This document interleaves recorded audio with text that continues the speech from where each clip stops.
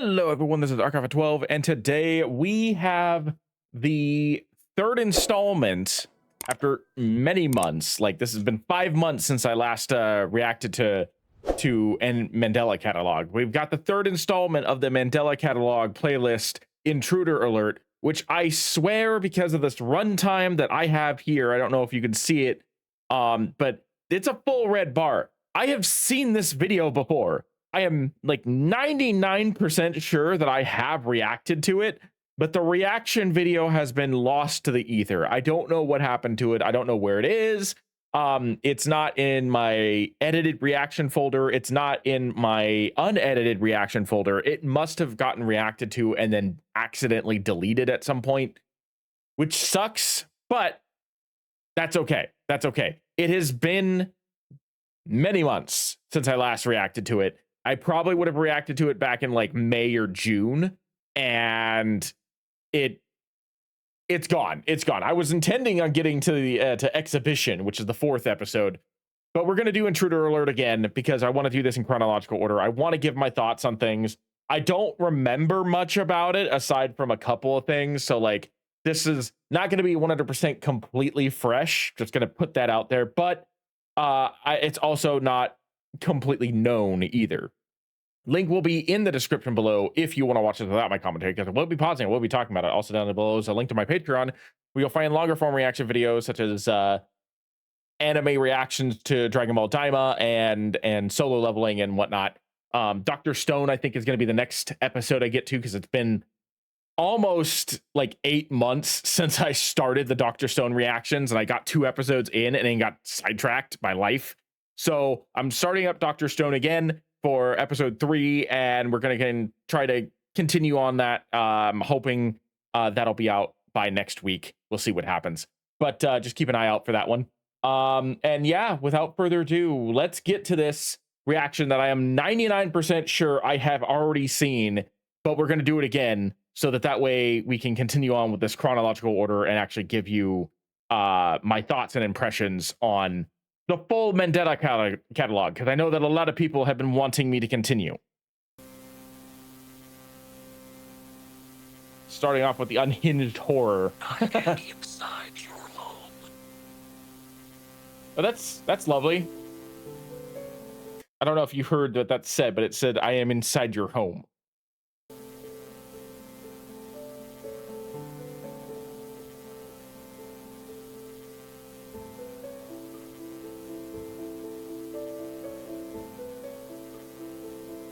Let's face it, us parents know how time-consuming it is to keep an eye on our young children. While working is essential, they must receive attention from us so that they know we love them too. Some of us may rely on key things that keep them entertained, like toys, walks in a stroller, or even cartoons on the family television. Be cautious with what channel. No, we're already starting with the creepy stuff. Be Just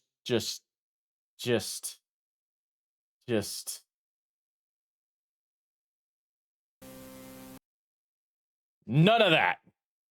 Okay, so the one thing that I have have said in previous episodes, I think the first 2 that I reacted to, was that the Mandela Catalogue, which, by the way, I do have a new playlist for. I didn't realize I hadn't set up a playlist for the Mandela Catalogue. So if you guys missed episodes 1 and 2, I have a playlist up alongside my reactions to the 2 songs that I've reacted to thus far for Mandela Catalogue. They're in their own playlist now, but the way that they decide to use these little like audio and visual like things, the subliminal messaging, the little things that pop up in the background or the foreground, it is like subtle but horrifyingly unsettling. Like, I look at this right here. I look at this guy's smile, and this is giving me like uncanny valley vibes. Like, this is not the smile of a human, right? This is not the smile of a person that like has a normal or even like neurospicy to a certain degree level of like mental capacity going on in their brain, right? This is someone who this smile right here is just giving me evil vibes. This smile right here is giving me this is someone who has some sick obsession with terrorizing somebody. This is someone who takes pleasure in the uncomfortable feeling that I have right now looking at his smile. That's what this is. That's what this is right here. That's what that face is. Be cautious with what channels your children view on the television, since you never know what harmful content they may be seeing. Yeah, like creepy faces on the TV screen that are like taking pleasure off of the fact that you're uncomfortable. Like that. That's what you mean, right? That's what you mean, right? Your children may be viewing elements of violent content, sexual content, graphic content, scary imagery.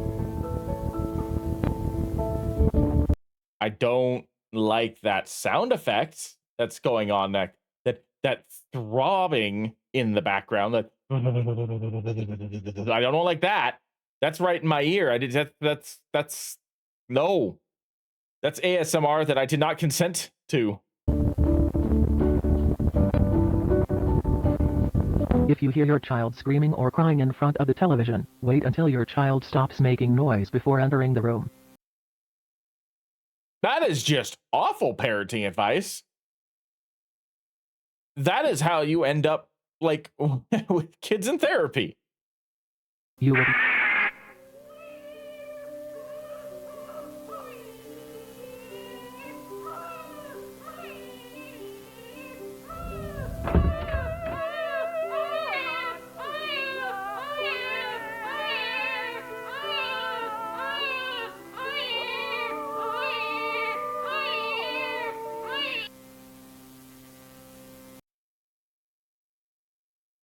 Or that is how you end up with a child that just suddenly disappears. I mean, to the credits where credit is due, after that little like screen flicker, at least the parent went in to check on the kid while the kid was still crying. But it looks like it was too little too late. And I imagine now they're going to be like, you know, there's going to be problems. There's going to be problems now.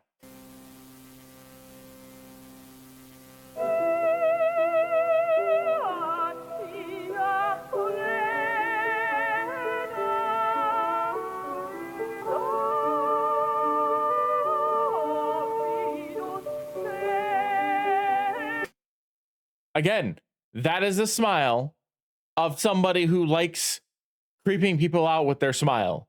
That is not a human. That is absolutely 100% not a human. That is an entity that takes pleasure in your discomfort.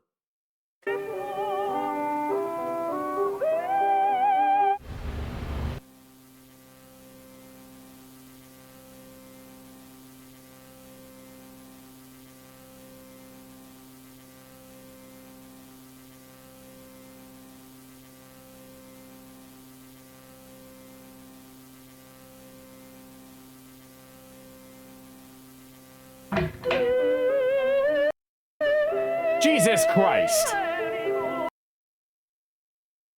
Feel like I skipped that. I feel like there should be some trigger warnings for this.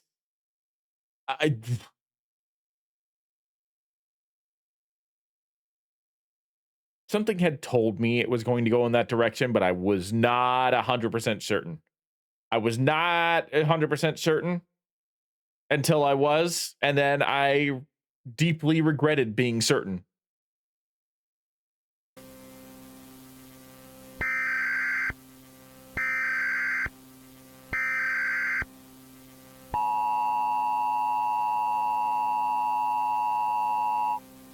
Local authorities have issued an immediate safety warning to multiple counties. Please await further instruction.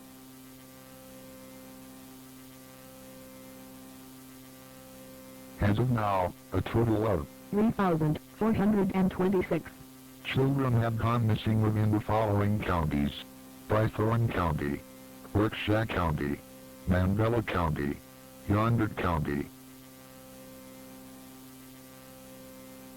Deter vulnerable children away from any television or medium that can project possibly frightening imagery.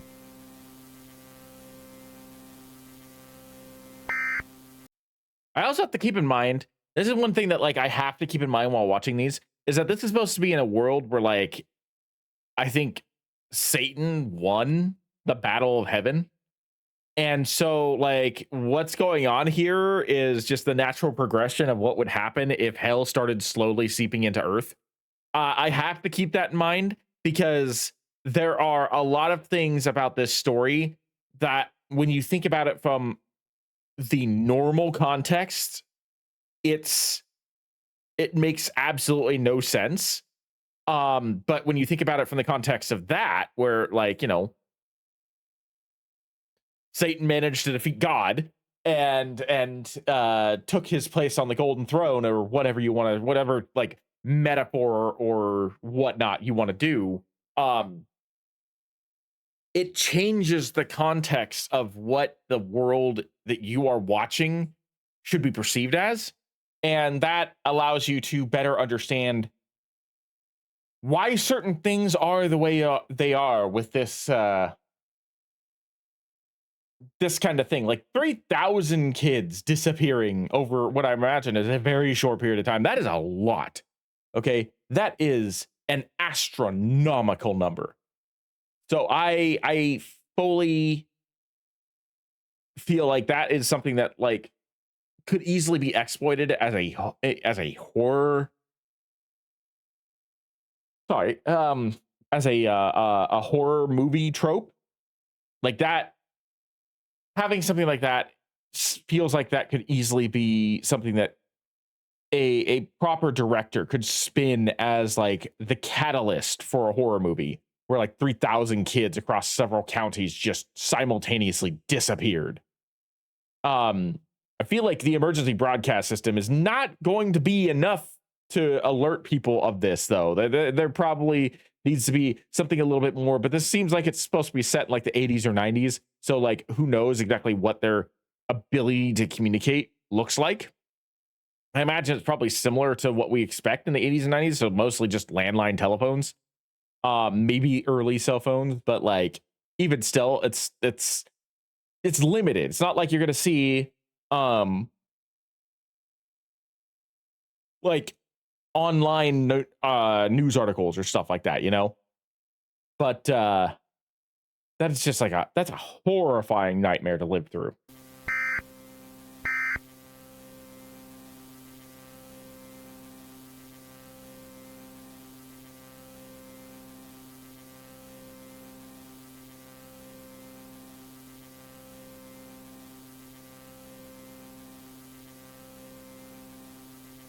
A loud crack. Okay, so I don't know what we're about to watch. I don't remember this. Maybe I didn't see this because like some of this stuff feels like it's familiar, but some of the stuff does not. So I don't know what's about to appear on the screen. So I am going to be putting up like so like, you know, this is me right now. As you see in the words on the screen, saying viewer discretion is advised, because I don't know. I genuinely feel like this kind of stuff, like to really shock and horrify you. I understand why there was no trigger warning, but there probably should have been for that last thing, even if it was just hastily edited, you know, Photoshop or whatever you want to call it. It still could have been triggering to somebody. And after this message, I don't know. I don't know.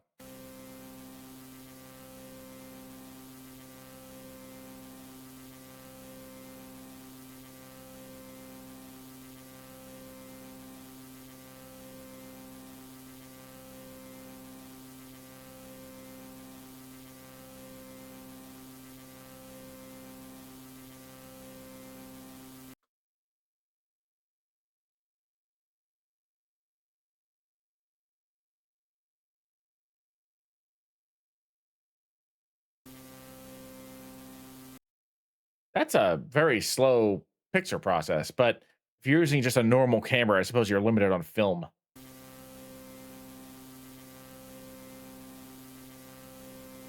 Be prepared for something. I don't know what.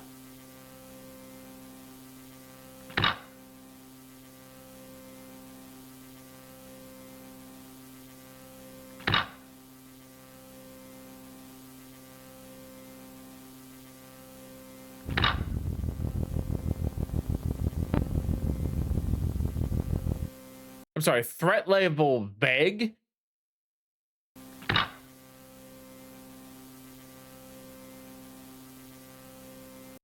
I'm just expecting this next picture to be like that infamous picture associated with like the Russian sleep experiment creepypasta. If you know, you know. That's what I'm expecting this next one to be.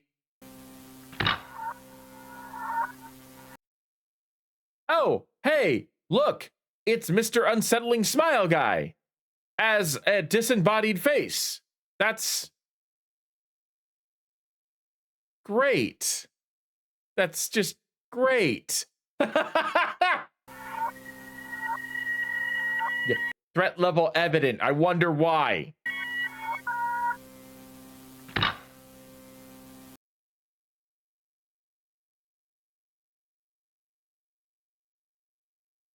Oh. Okay, well, thank you for censoring it.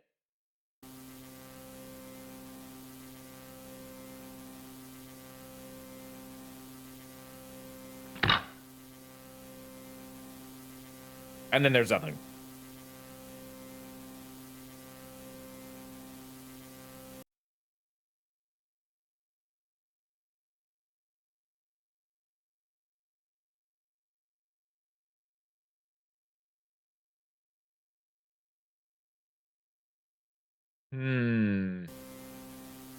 I don't know about that.